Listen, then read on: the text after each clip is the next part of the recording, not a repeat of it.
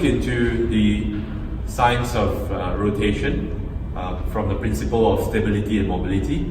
So during rotation, Adriana is going to do a couple of rotations here. During rotation, it's important that we understand the lumbar spine is stable during rotation, and you will see the movements come a lot on the thoracic vertebrae. Right, let's do a couple of reps. Yep. While keeping the lumbar spine at a stable position. The client has already learned how to gain control in the rotation, which means they are able to stabilize the lumbar spine and move the thoracic spine. The next movement we can introduce them is to get them ready to do a reverse wood chop, which is quite a complex movement. So before we get there, we would want to introduce them a kneeling position first, right? To let them experience how to do a wood chop on the kneeling position. So Adriana is going to perform a couple of repetitions.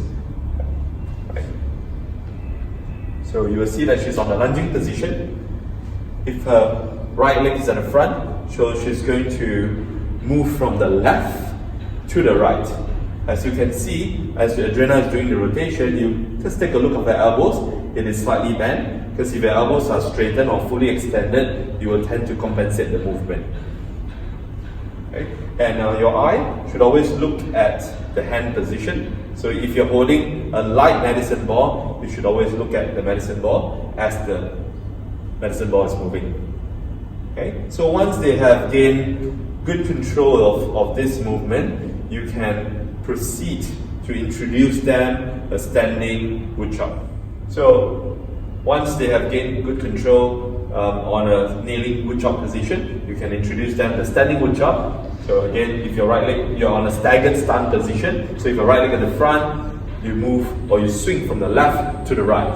So Adriana's going to, no, you do not want to hinge, you do not want to squat, you're just standing. Adriana is just standing, so you're going to do a couple of swinging movement.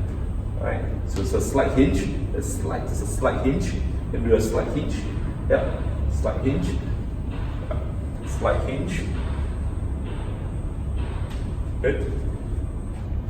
Right, so a slight hinge, yeah, this is a very, very small movement, okay.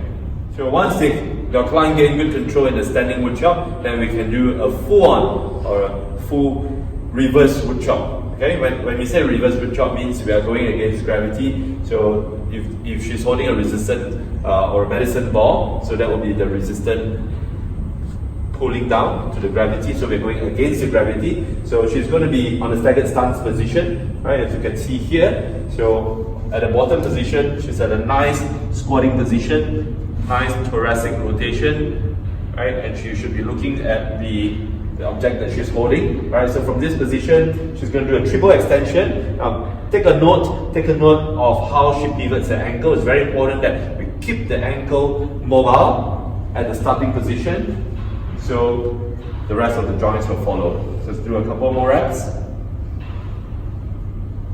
Good. It's very important that you also understand that this movement is a whole body movement. It's a fully integrated movement. Right, or we call it a three-dimensional movement. So the strength does not only come from the upper body, it's not from your arms, but it starts from the ground up to the upper body. So do a couple more reps. Okay, you enjoying it? Are you? Yes. Yeah. Okay. Good. This is being a nice one, powerful one. Last one. Nice. Okay.